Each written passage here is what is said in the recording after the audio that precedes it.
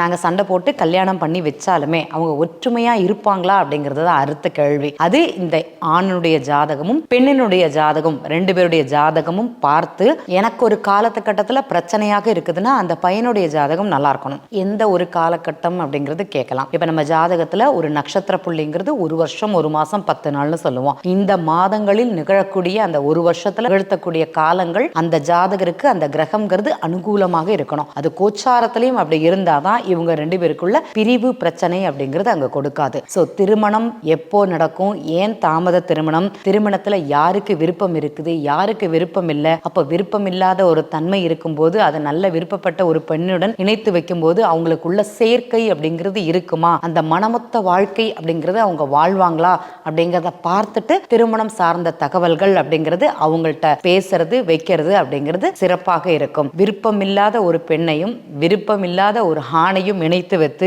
மறுநாளே அங்க பிரச்சனை பிரிவு அப்படிங்கிறது இருக்கிறாங்க. இன்னொரு ஜாதகர் பாத்தீங்கன்னா பொண்ணுக்கு நல்ல விருப்பம் இருக்குது, ஆணுக்கு சன்னியாச வாழ்க்கை. எல்லாருக்குமே சன்னியாச வாழ்க்கை இருக்குமானா கண்டிப்பாக கிடைக்காது. தற்போது அவருக்கு அந்த மனைவிங்கிற ஒரு பந்தத்துல விருப்பம் இல்லை, எனக்கு அதுல வேற ஒரு அதாவது வேலை மேலதான் வருமானத்துல மேலதான் அதீத ஆர்வம். அப்ப பாத்தீங்கன்னா சம்பாத்தியத்தை கொடுக்குமே தவிர அங்க குடும்பத்தை கொடுக்காது அப்படிங்கறது அவருக்கு புரிய வைக்கிறது ரொம்ப ரொம்ப ஈஸி. இந்த மாதிரி நிகழ்வுகளும் நடக்குமானா கண்டிப்பாக நடக்கும். ஏன்னா இதற்கு ஏன் தாமதம் அப்படிங்கிற ஒரு கேள்வி இருக்கும்போது 2 பேருடைய தன்மை எப்படி இருக்குன்னு தெரிஞ்சுதான் கல்யாணம் பண்ணியே வைக்கணும் அப்படிங்கறதா இந்த இடத்துல சொல்றது. நன்றி.